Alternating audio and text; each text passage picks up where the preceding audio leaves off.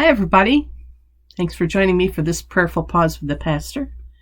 I've been thinking a lot about friendship lately. I'm blessed. I have very, very wonderful friends, and some of them have been around for decades or most of my lifetime. So I'm, again, as I say, very, very blessed by those. But there are some friends who we were close at one time and we're not anymore. Is that true for you? Do you have people like that in your life? And I always find it a little curious to reconnect or find out something about them decades later. There was a friend of mine 5 years older than I who was really, really influential to me when I was younger. From when I was about probably 9 to 20. Didn't live near me at all. We met through the family's music camp, the New York State Music Camp. And we stayed very close for a long time. And then, as friends do, we separated. My guess is that she ended up much more conservative than I, although I could be wrong. I don't know. But just recently, I've gotten her contact information, and we've friended each other on Facebook. And her birthday was last week. No matter how old I get, she will always be 5 years older. But she was kind of like a big sister to me at an important time in my life. And I've been thinking a lot about friendships separate from her, too. About people I've been very close with, and then for whatever reason, something drove us apart, or we drifted apart. And yet I think that those friendships are formative. Even if they're just there for a little bit of time, maybe they brought an element of faith with them, or something that helped me to grow and question who I was or what my faith is. Maybe the friendship gave me wording for something I hadn't been able to quite describe yet. Maybe it was an insight here or there. I mean, could be the smallest gift that turned out to be long-lasting and influential, and in some cases pivotal in my life. And as I've been thinking about those friendships and about this one in particular, yes, I have an able-bodied assistant here next to me, as you can see. But as I've been thinking about friendships and what we keep, the people we keep close to us, and those we drift away or we separate from in some way, it's made me wonder again about faith and our beliefs. That friendship is just sort of another way of looking at what happens to us with our belief systems. I think that, for instance, we are very I'm distracted by the cat over here. Thank you. I think that we are very inclined to latch on to a belief system and hang on to it forever.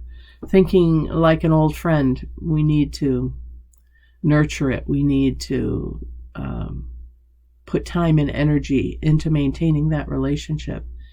And that's just not true. Just as we outgrow some relationships, we outgrow some belief systems. We don't look at, for instance, history. United States history is much more complex when we see it as adults than it was when we saw it in 4th grade or 5th grade. The same is true for people. Our relationships are much more complex. Grade school, you want to be friends, and you become friends. Later on, we become more maybe discerning, discriminating in the positive sense of that word, of really knowing who we are and where we might fit together or might not. I think the older we get, the more we are able to put ourselves in positions where we surround ourselves with like-minded people when we're kids, we have no say in where we go. We just kind of go, and the family takes us there. And it's that way with our belief systems, I think, too. We grow up with something in the family, and we think, this is it. This is all that I need. And if my family likes somebody, then I'll like them. And if my family believes something, then I'll believe that. But I'm concerned about adults who never do that differentiation from family when it comes to their belief systems. And our world today is very different from the world 50 years ago or more. Some of the values are the same, and in some cases we can find great comfort in that. But our beliefs have to be able to change and adapt and be applied to new settings, just as our friendships do. We have to have friends who can relate to who we are today. I mean, I'm not the kid that I was when I was 9 years old when I first met that gal, and she was like a big sister to me. Oh, I was so influenced by her. I wanted to dress like her, and I thought she was just the coolest, and, how to do my hair, how to do my nails, all those kinds of things.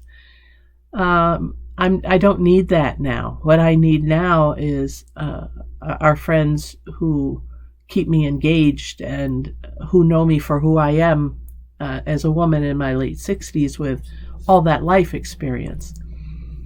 What I need in my faith is something that can keep me engaged where I am now as a woman in my late 60s with all this life experience, and someone who has experienced the complexity and the interactions of life. So if I were to try to live with the faith, the values and the faith, organizational faith that I had when I was 9, it would be woefully inadequate. I guess my thought for today is for us to take a look at what we believe, why we believe it, what things can and should we let go to that maybe we've been holding on to, and maybe it's because you need permission to give it up or to grow beyond the faith where you first attached yourself to that belief.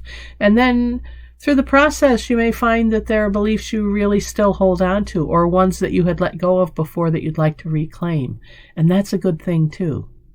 This is a time in our lives, in our personal lives, but also I think in the life of this country, where we need to go back and look and see what have we outgrown, what suits us now and moving into the future, and how can we become this integrated whole person that God created us to be. Don't stay connected where you shouldn't be connected. All right, that's it. Thanks for joining me for this Prayerful Pause of the Pastor, and I'm Pastor Deb Swift of South Presbyterian Church in Rochester, New York. I look forward to seeing you next time, and until then, God bless, take care, and bye for now.